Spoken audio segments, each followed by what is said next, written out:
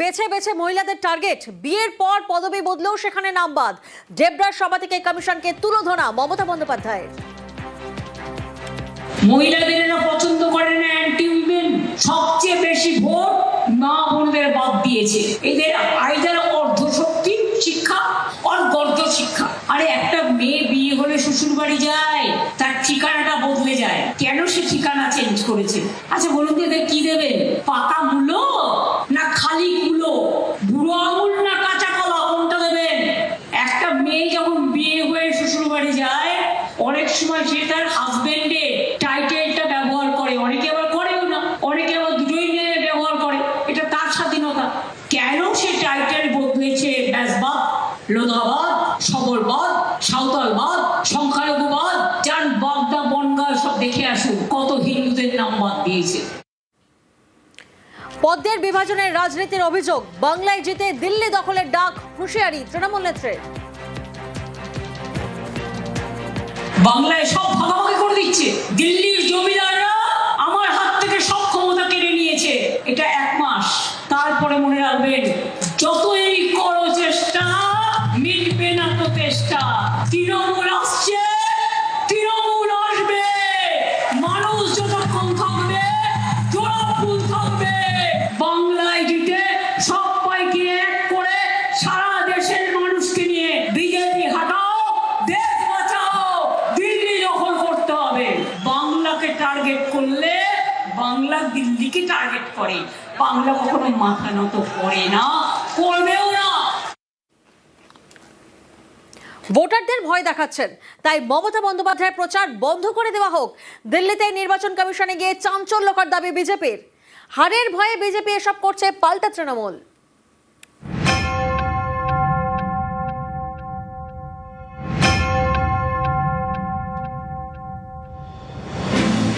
বাংলায় ভোটের হাওয়া গরম। এসআইআর অফিসার বদলি থেকে জ্বালানির দাম সহ একাধিক বিষয়ে মমতা বন্দ্যোপাধ্যায় বারবার নিশানা করছেন বিজেপিকে। প্রচারের ময়দান থেকে বারবার তৃণমূল নেত্রীর সুর সপ্তমে এবার তাঁর বিরুদ্ধে দিল্লিতে নির্বাচন কমিশনে অভিযোগ জানালো বিজেপি। তাদের দাবি, মমতা বন্দ্যোপাধ্যায় ভোটারদের ভয় দেখাচ্ছেন, তাই মমতার প্রচার বন্ধ করা হোক। মমতা বন্দ্যোপাধ্যায় হারের ভয়ে ডেসপারেট হয়ে উনি এখন ভোটারদেরকে ভয় দেখানোর জায়গায় চলে যাচ্ছে। একজন সিটিং চিফ মিনিস্টার, তিনি বলছেন এমন সিচুয়েশন তৈরি করা হবে, ভায়োলেন্স এমন করা হবে যাতে সবাই বাড়ির সামনে ডিক্লারেশন দেয় যে আমি বিজেপি করি না, আমি বিজেপি সাপোর্ট করি না। তাই আমরা নির্বাচন কমিশনের কাছে তাকে প্রচার থেকে ডিবার করার জন্য আবেদন জানিয়েছি। এইসব হতাশা, অবসাদগ্রস্ত, এইসব মামার বাড়ির আবদার সুকান্ত মজুমদার চান কি? মানে শুধু আপনাদের কোলে করে এনে নির্বাচন কমিশন বসাবে? বাংলাকে টাকা পেতে দেবেন না, বাংলাকে সব ব্যাপারে বঞ্চনা করবেন। মমতা বন্দ্যোপাধ্যায়কে ভয় পাচ্ছে, সেই জন্য নির্বাচিত মুখ্যমন্ত্রী, তাকে প্রচার থেকে সরিয়ে দিতে হবে। সোমবার দিল্লিতে নির্বাচন কমিশনের অফিসে যান সুকান্ত মজুমদার, সঙ্গে কিরেন রিজিজু, পীযূষ গোয়েলের মতো বিজেপির কেন্দ্রীয় নেতারা। সেখানে কমিশনের কাছে মোট 6 দফা দাবি জানান। ভোটারদের ভয় দেখাচ্ছেন, তাই মমতার প্রচার বন্ধ করা হোক। নির্বাচনী বিধিভঙ্গের অভিযোগে ব্যবস্থা নেওয়া হোক। ভারতীয় ন্যায় সংহিতা মেনে করা হোক এফআইআর।